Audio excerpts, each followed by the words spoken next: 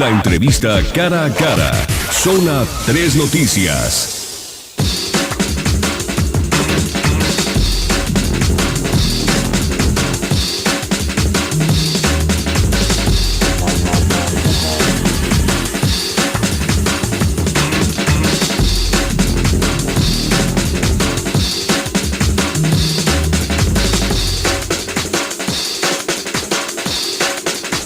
La mañana con 21 minutos. Tengo el gusto de recibir en cabina al diputado Héctor Pizano, quien es presidente de la Comisión de Justicia del Congreso del Estado de Jalisco. Héctor, bienvenido, muy buenos días. Muy buenos días, Pablo, con el gusto de estar contigo, con todo tu auditorio. A ver, Héctor, explícanos qué fue lo que se aprobó la semana pasada en torno a este Código de Procedimientos Penales en Jalisco. Bueno, después de 2 años, esta reforma venía del 2011, fue accidentada, tuvo una serie de observaciones y al llegar a esta legislatura retomamos el trabajo que se venía haciendo, actualizamos este dictamen con todas las reformas que se han dado a nivel federal y con una serie de aportaciones que se vinieron dando en una serie de foros, de mesas de trabajo con el Consejo de Coordinación de la implementación de este sistema de justicia penal que encabeza en el Estado el secretario técnico, el licenciado Jorge Humberto Chavira, y las propias mesas que instauraron en el Congreso el diputado Víctor Sánchez, logramos tener la aportación de una serie de académicos, profesionales, autoridades, que nos dieron como consecuencia una iniciativa muy bien terminada, que fue aprobada por unanimidad el pasado jueves en el Congreso del Estado, y que pone a Jalisco ya en una ruta efectiva de implementación de este nuevo sistema de justicia penal. Esto quiere decir, Héctor, porque los indicadores que hemos venido revisando desde hace muchos años en el estado de Jalisco en materia de competitividad, estos que hace el IMCO, el Instituto Mexicano de la Competitividad, uno de los rubros que, debo decirlo tal cual, son un lastre para el estado de Jalisco es la impartición de justicia. Según estos indicadores del IMCO, Jalisco se encuentra en el lugar 31 de las 32 entidades federativas como de los peores en materia de impartición de justicia. Este nuevo código nos va a ayudar verdaderamente a tener mayor impartición de justicia en el Estado. Mira, yo sí creo que el tema, como tú señalas, de precisamente la procuración y la impartición de justicia es fundamental en el desarrollo económico de un Estado. Tú ya lo señalas con el tema de los indicadores. Más allá de reconocer o conocer dichos indicadores, te podría decir que lo que sí es una buena noticia es que en la ruta de la implementación del nuevo sistema de justicia penal, donde Jalisco efectivamente estaba en el lugar 32, en el esquema de implementación, son una serie de indicadores para cumplir una serie de reformas y de infraestructura y de pasos que se tienen que dar de una manera coordinada, en este caso legislativo, ejecutivo y el propio Poder Judicial. Vamos avanzando en una forma muy bien coordinada, tanto el Poder Judicial como el Ejecutivo y el Legislativo.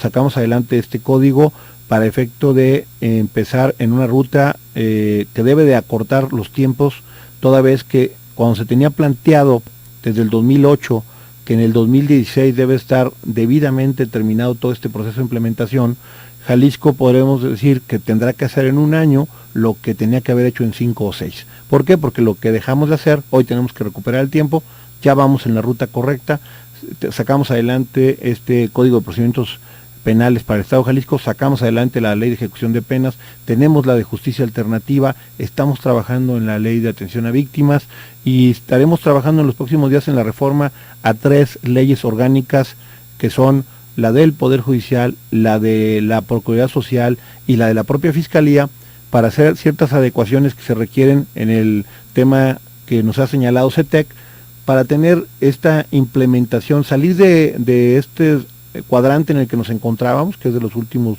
lugares, la parte inicial, a pasar a 2 más adelante, que ya estaremos en la implementación, y por eso es que en el transitorio que se aprobó se señaló que iniciará en enero del 2014 en el segundo partido judicial con sede en Chapala la implementación de este nuevo sistema de justicia penal, que es un sistema que tú conoces, adversarial, muy importante, cambia totalmente las condiciones de impartición.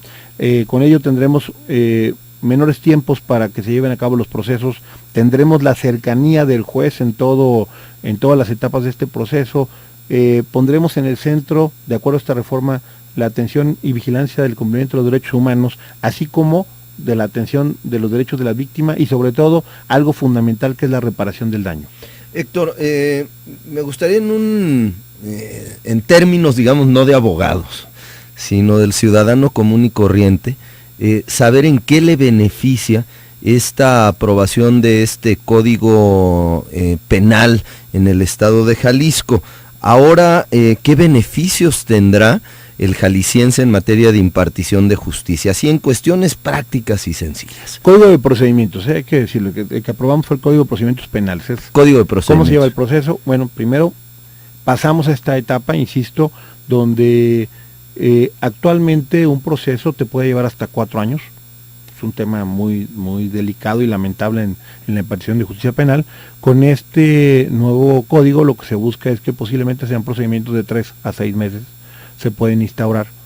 Después, el tema de que el ciudadano tenga... Perdón, Héctor, ¿cómo se reduce este tiempo de 4 años a meses? Porque se lleva ya no un tema escrito, Pablo, donde los acuerdos van transitando de acuerdo a la posibilidad propia del juzgado. Es un derecho que estamos viendo lo más que nada escrito, y de aquí a que se van agotando las etapas, que por cierto son muy largas, y también que se agotan una serie de recursos, que todo es en materia escrita, te genera la posibilidad de que por fin el juez llegue a conocer un expediente, posiblemente después de 3 años, donde él tal vez ni siquiera conoció del proceso en ninguna de sus etapas, y dicta una resolución conforme al proyecto que le presentan, que lo más seguro es que no tenga una certeza directa de lo que pasó en todo ese juicio. En cambio, en este procedimiento nuevo que se implementa, Pablo, es un esquema como el que tú y todos los ciudadanos han conocido en la televisión.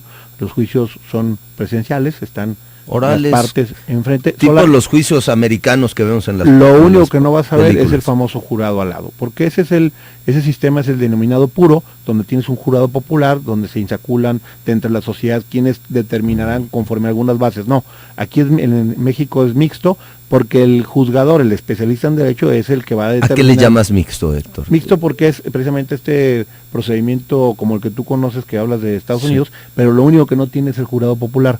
El que imparte la resolución, el que resuelve al final, es el juez, no el jurado. Existe un juez, un abogado defensor y un abogado acusador, digamos, El ¿no? Ministerio Público ahora sí se establece como una parte en el juicio, como el fiscal, que está en las mismas circunstancias, no como autoridad, ante el defensor, y comparten y conocen todos los elementos del juicio de una manera muy transparente, que eso es lo que también le da mucha certeza al ciudadano de que la forma en que hoy se va a impartir la justicia penal tiene una serie de reglas que sobre todo cuidan desde el principio del proceso, desde que se da el suceso, la escena donde se da el proceso, cuidas todos los indicios, la cadena de custodia de todos los indicios de las pruebas para que lleguen hasta el final donde se va a resolver sobre ellos, lo que se llama el debido proceso, que has venido escuchando. Sí, por el que no se le siguió a Florence Cassés. Exactamente, que puede tener sus elementos en su momento alarmantes como el que señalas, pero es